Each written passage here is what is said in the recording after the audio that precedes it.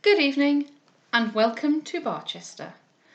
For those of you who have stuck with me through Evelina and Cecilia, this is a bit of a departure from what I've done before. For those of you who are new, then welcome to Rose Reads Novels, where I read classic novels that are out of copyright on YouTube. I do this mainly for my own enjoyment, and if anyone else happens to enjoy it too, then that is an added bonus. This is quite a departure from the two Burney novels that I've read so far, in many ways. First of all, I have never read Barchester Towers, this lovely, delightfully old-fashioned looking volume that I've got in front of me in paperback. I have seen the BBC series from the 1970s starring a young Alan Rickman, and it's my favourite period drama of all time. But I've never read the book. It's been on my to-read list for years, and somehow I haven't read it yet, but I really want to read it.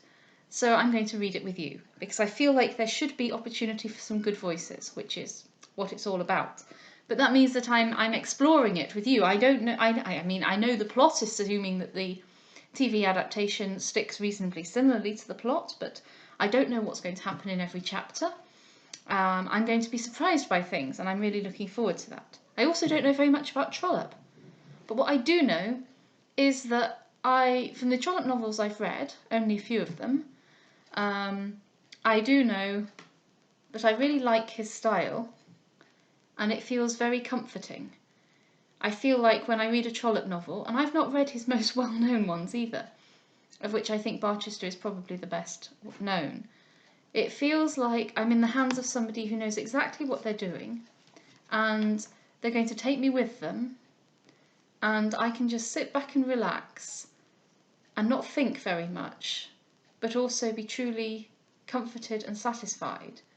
It's like sitting in an armchair by a fire in a beautiful Georgian house near a cathedral.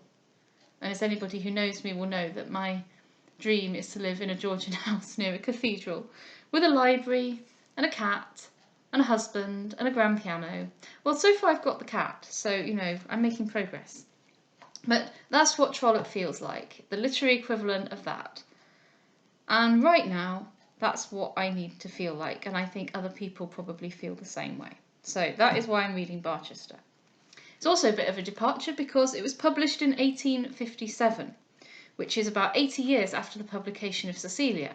So we're in a very different culture, a very different England, a very different set of concerns. And I guess we'll have to see how that plays out.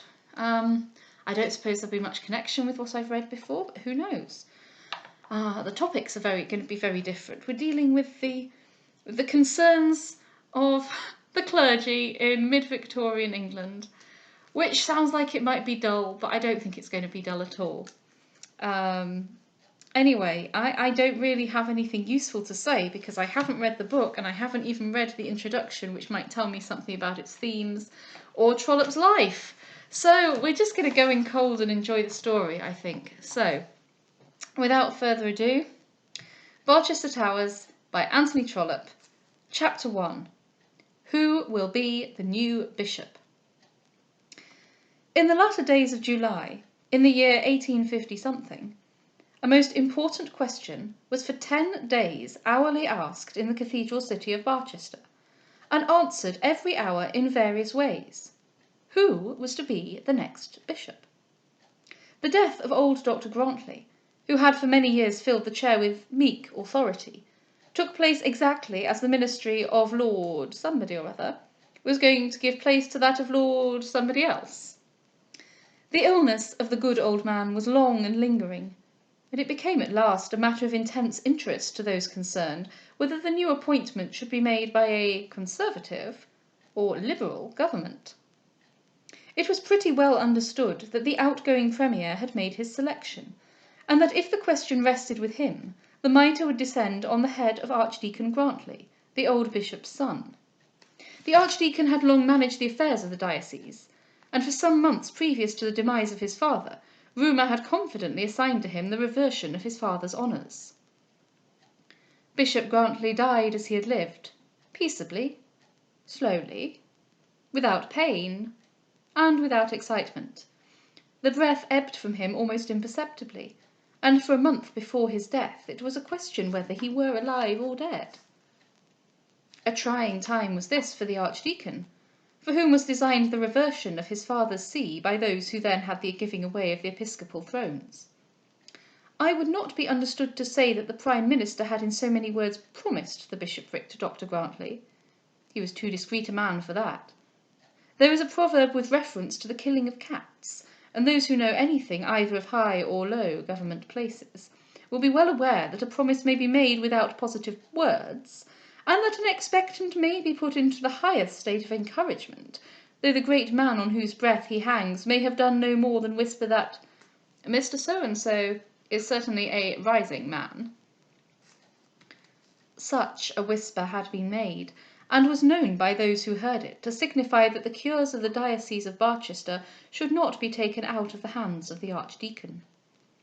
The then Prime Minister was all in all at Oxford, and had lately passed a night at the house of the Master of Lazarus. And now the Master of Lazarus, which is, by the by, in many respects the most comfortable, as well as the richest college in Oxford, was the Archdeacon's most intimate friend and most trusted counsellor. On the occasion of the Prime Minister's visit, Dr. Grantley was of course present, and the meeting was very gracious. On the following morning, Dr. Gwynne, the master, told the Archdeacon that in his opinion the thing was settled. At this time the bishop was quite on his last legs, but the ministry also were tottering. Dr. Grantley returned from Oxford happy and elated to resume his place in the palace and to continue to perform for the father the last duties of a son. To give him his due, which he performed with more tender care than was to be expected from his usual somewhat worldly manners. A month since, the physicians had named 4 weeks as the outside period during which breath could be supported within the body of the dying man. At the end of the month the physicians wondered and named another fortnight. The old man lived on wine alone, but at the end of the fortnight he still lived, and the tidings of the fall of the ministry became more frequent. Sir Lambda Muniu and Sir Omicron Pie, the 2 great London doctors, now came down for the 5th time, and declared, shaking their learned heads, that another week of life was impossible, and as they sat down to lunch in the episcopal dining-room, whispered to the Archdeacon their own private knowledge that the ministry must fall within 5 days. The son returned to his father's room, and after administering with his own hands the sustaining modicum of Madeira, sat down by the bedside to calculate his chances. The ministry were to be out within 5 days. His father was to be dead within. No, he rejected that view of the subject. The ministry were to be out, and the diocese might probably be vacant at the same period. There was much doubt as to the names of the men who were to succeed to power, and a week must elapse before a cabinet was formed. Would not vacancies be filled by the outgoing men during this week? Dr. Grantley had a kind of idea that such would be the case, but did not know, and then he wondered at his own ignorance on such a question. He tried to keep his mind away from the subject, but he could not. The race was so very close, and the stakes were so very high. He then looked at the dying man's impassive, placid face. There was no sign there of death or disease. It was something thinner than of yore, somewhat greyer, and the deep lines of age more marked. But as far as he could judge, life might yet hang there for weeks to come. Sir Lambda Muniu and Sir Omicron Pie had thrice been wrong, and might yet be wrong thrice again. The old bishop slept during 20 of the 24 hours, but during the short periods of his waking moments he knew both his son and his dear old friend Mr. Harding, the Archdeacon's father-in-law, and would thank them tenderly for their care and love. Now he lay sleeping like a baby, resting easily on his back, his mouth just open, and his few grey hairs straggling from beneath his cap. His breath was perfectly noiseless, and his thin one hand, which lay above the coverlid, never moved. Nothing could be easier than the old man's passage from this world to the next. But by no means easy were the emotions of him who sat there watching. He knew it must be now or never. He was already over 50, and there was little chance that his friends who were now leaving office would soon return to it. No probable British Prime Minister but he who was now in, he who was soon to be out, would think of making a bishop of Dr. Grantley. Thus he thought long and sadly in deep silence, and then gazed at that still living face, and then at last dared to ask himself whether he really longed for his father's death. The effort was a salutary one, and the question was answered in a moment. The proud, wishful, worldly man sank on his knees by the bedside, and taking the bishop's hand within his own, prayed eagerly that his sins might be forgiven him. His face was still buried in the clothes when the door of the bedroom opened noiselessly, and Mr. Harding entered with a velvet step. Mr. Harding's attendance at that bedside had been nearly as constant as that of the Archdeacon, and his ingress and egress was as much a matter of course as that of his son-in-law. He was standing close beside the Archdeacon before he was perceived, and would also have knelt in prayer had he not feared that his doing so might have caused some sudden start and have disturbed the dying man. Dr. Grantly, however, instantly perceived him and rose from his knees. As he did so, Mr. Harding took both his hands and pressed them warmly. There was more fellowship between them at that moment than there had ever been before, and it so happened that after circumstances greatly preserved the feeling. As they stood there pressing each other's hands, the tears rolled freely down their cheeks. "God bless you, my dears," said the bishop with feeble voice as he woke. "God bless you. May God bless you both, my dear children." And so he died. There was no loud rattle in the throat, no dreadful struggle, no palpable sign of death, but the lower jaw fell a little from its place, and the eyes which had been so constantly closed in sleep now remained fixed and open. Neither Mr. Harding nor Dr. Grantly knew that life was gone, though both suspected it. "I believe it's all over," said Mr. Harding, still pressing the other's hands. "I think, nay, I hope it is." "I will ring the bell," said the other, speaking all but in a whisper. "Mrs. Phillips should be here." Mrs. Phillips, the nurse, was soon in the room, and immediately, with practised hand, closed those staring eyes. "It's all over, Mrs. Phillips?" asked Mr. Harding. "My lord's no more?" said Mrs. Phillips, turning round and curtsying low with solemn face. "His lordship's gone more like a sleeping babby than any as I ever saw." "It's a great relief, Archdeacon," said Mr. Harding. "A great relief. Dear, good, excellent old man. Oh, that our last moments may be as innocent and as peaceful as his." "Surely," said Mrs. Phillips, "the Lord be praised for all his mercies, but for a meek, mild, gently spoken Christian his lordship was—" And Mrs. Phillips, with unaffected but easy grief, put up her white apron to her flowing eyes. "You cannot but rejoice that it is over," said Mr. Harding, still consoling his friend. The Archdeacon's mind, however, had already travelled from the death chambers to the closest closet of the Prime Minister. He had brought himself to pray for his father's life, but now that that life was done, minutes were too precious to be lost. It was now useless to dally with the fact of the bishop's death, useless to lose perhaps everything for the pretence of a foolish sentiment. But how was he to act while his father-in-law stood there holding his hand? How, without appearing unfeeling, was he to forget his father in the bishop, to overlook what he had lost, and to think only of what he might possibly gain? "No, I suppose not," said he at last, in answer to Mr. Harding. "We have all expected it so long." Mr. Harding took him by the arm and led him from the room. "We will see him again tomorrow morning," said he. "We had better leave the room now to the women." And so they went downstairs. It was already evening and nearly dark. It was most important that the Prime Minister should know that night that the diocese was vacant. Everything might depend on it. And so, in answer to Mr. Harding's further consolation, the Archdeacon suggested that a telegraph message should be immediately sent off to London. Mr. Harding, who had really been somewhat surprised to find Dr. Grantly, as he thought, so much affected, was rather taken aback, but he made no objection. He knew that the Archdeacon had some hope of succeeding to his father's place, though he by no means knew how highly raised that hope had been. "Yes," said Dr. Grantly, collecting himself and shaking off his weakness. "We must send a message at once. We don't know what might be the consequence of delay. Will you do it?" "I? Oh yes, certainly. I'll do anything. Only I don't know exactly what it is you want." Dr. Grantly sat down before a writing table, and taking pen and ink, wrote on a slip of paper as follows: By electric telegraph. For the Earl of Blank, Downing Street or elsewhere. The Bishop of Barchester is dead. Message sent by the Reverend Septimus Harding. There, said he. Just take that to the telegraph office at the railway station and give it in as it is. They'll probably make you copy it onto one of their own slips. That's all you'll have to do. Then you'll have to pay them £0.50. And the Archdeacon put his hand in his pocket and pulled out the necessary sum. Mr. Harding felt very much like an errand boy, and also felt that he was called on to perform his duties as such at rather an unseemly time. But he said nothing and took the slip of paper and the proffered coin. But you've put my name into it, Archdeacon. Yes, said the other. There should be the name of some clergyman, you know, and what name so proper as that of so old a friend as yourself? The Earl won't look at the name, you may be sure of that. But my dear Mr. Harding, pray don't lose any time.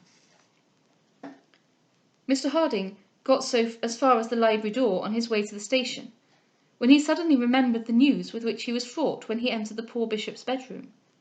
He had found the moment so inopportune for any mundane tidings that he had repressed the words which were on his tongue, and immediately afterwards all recollection of the circumstance was for the time banished by the scene which had occurred. But, Archdeacon, said he, turning back, I forgot to tell you. The ministry are out. Out! Ejaculated the Archdeacon, in a tone which too plainly showed his anxiety and dismay, though under the circumstances of the moment he endeavoured to control himself. Out? Who told you so? Mr. Harding explained that news to this effect had come down by electric telegraph, and that the tidings had been left at the palace door by Mr. Chadwick. The Archdeacon sat silent for a while, meditating, and Mr. Harding stood looking at him. Never mind, said the Archdeacon at last. Send the message all the same. The news must be sent to someone, and there is at present no one else in a position to receive it. Do it at once, my dear friend. You know I would not trouble you, were I in a state to do it myself. A few minutes' time is of the greatest importance. Mr. Harding went out and sent the message, and it may be as well that we should follow it to its destination. Within 30 minutes of its leaving Barchester, it reached the Earl of Blank in his inner library. What elaborate letters, what eloquent appeals, what indignant remonstrances he might there have to frame at such a moment may be conceived, but not described. How he was preparing his thunder for successful rivals, standing like a British peer with his back to the sea-coal fire and his hands in his breeches pocket. How his fine eyes were lit up with anger, and his forehead gleamed with patriotism. How he stamped his foot as he thought of his heavy associates. How he all but swore as he remembered how much too clever one of them had been, my creative readers may imagine.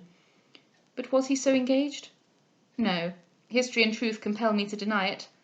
He was sitting easily in a lounging chair, conning over a Newmarket list, and by his elbow on the table was lying open an uncut French novel on which he was engaged. He opened the cover in which the message was enclosed, and having read it, he took his pen and wrote on the back of it, "For the Earl of Something Else, with the Earl of Something's compliments," and sent it off again on its journey.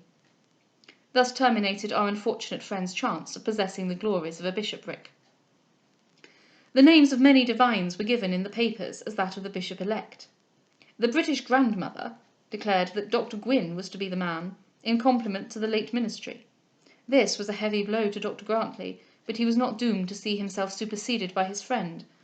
The Anglican devotee put forward confidently the claims of a great London preacher of austere doctrines, and the Eastern Hemisphere, an evening paper supposed to possess much official knowledge, declared in favour of an eminent naturalist, a gentleman most completely versed in the knowledge of rocks and minerals, but supposed by many to hold on religious subjects no special doctrine whatsoever. The Jupiter, that daily paper which, as we all know, is the only true source of infallibly correct information on all subjects, for a while was silent, but at last spoke out. The merits of all these candidates were discussed, and somewhat irreverently disposed of, and then the Jupiter declared that Dr. Proudie was to be the man. Dr. Proudie was the man. Just a month after the demise of the late bishop, Dr. Proudie kissed the Queen's hand as his successor-elect. We must beg to be allowed to draw a curtain over the sorrows of the Archdeacon, as he sat, sombre and sad at heart, in the study of his parsonage at Plumstead Episcopi. On the day subsequent to the dispatch of the message, he heard that the Earl of Somewhere had consented to undertake the formation of a ministry, and from that moment he knew that his chance was over. Many will think that he was wicked to grieve for the loss of episcopal power, wicked to have coveted it, nay, wicked even to have thought about it in the way and at the moments he had done so. With such censures I cannot profess that I completely agree. The nullo episcopari, though still in use, is so directly at variance with the tendency of all human wishes, that it cannot be thought to express the true aspirations of rising priests in the Church of England. A lawyer does not sin in seeking to be a judge, or in compassing his wishes by all honest means. A young diplomat entertains a fair ambition when he looks forward to be the lord of a first-rate embassy, and a poor novelist, when he attempts to rival Dickens or rise above Fitzjames, commits no fault, though he may be foolish. Sidney Smith truly said that in these recreant days we cannot expect to find the majesty of St. Paul beneath the cassock of a curate. If we look to our clergymen to be more than men, we shall probably teach ourselves to think that they are less, and can hardly hope to raise the character of the pastor by denying to him the right to entertain the aspirations of a man. Our archdeacon was worldly. Who among us is not so? He was ambitious. Who among us is ashamed to own that last infirmity of noble minds? He was avaricious, my readers will say. No. It was for no love of lucre that he wished to be Bishop of Barchester. He was his father's only child, and his father had left him great wealth. His preferment brought him in nearly 3,000 a year. The bishopric, as cut down by the Ecclesiastical Commission, was only 5. He would be a richer man as archdeacon than he could be as bishop. But he certainly did desire to play first fiddle. He did desire to sit in full lawn sleeves among the peers of the realm, and he did desire, if the truth must out, to be called my lord by his reverend brethren. His hopes, however, were they innocent or sinful, were not fated to be realised, and Dr. Proudie was consecrated a Bishop of Barchester. And so ends the first chapter, the first of many, though not as many as Cecilia. Our volume is, I'm sure you'll be pleased to hear, a little slimmer. I omitted to mention in my little introductory ramble 2 more reasons why I want to read Barchester. Of whether you think they are frivolous or not, I leave to your discretion, gentle reader. The first is that while doubting, confused, and altogether agnostic, I suppose, myself, I find great comfort in some of the theology of this little cathedral town in Barsetshire. And I don't think it's just Trollope's writing style that I hope will bring me comfort this winter. I think the cat just knocked something out off. She's learnt how to get onto the cooker top, which is brilliant news for everybody here. The second and rather more frivolous reason is that when watching the BBC series, which I adore so much, I have the most ridiculous and inappropriate crush on Dr. Grantley, played by Nigel Hawthorne of Yes Minister fame. It's not a sort of heart-palpitating crush in that sense. That would be very odd indeed. But for some reason, I just adore him so much. And I if somebody decides to put on Barchester the play or makes Barchester the musical, I'm putting in to play Susan Grantley, his wife. And I'm very curious to see to what extent this crush exists in the novel as well. I really don't know. It's the most inexplicable thing in the world that I have such a massive crush on Archdeacon Grantley. And if you happen to know any irascible middle-aged clergymen, send them my way. I don't know. But anyway, I thought I would read the book and see to what extent this held up to further scrutiny. I don't know whether I hope it does or it doesn't. Either option is alarming to some degree. And on that baffling and distressing note, I will for this evening leave you. Good night. Oh, before I leave you, Please do subscribe to the YouTube channel and find me on Twitter or Facebook, which you can find in the information at the bottom of this video, and do join in discussion in any of those 3 places. I'd love to have you read along with me and share your thoughts. Good night.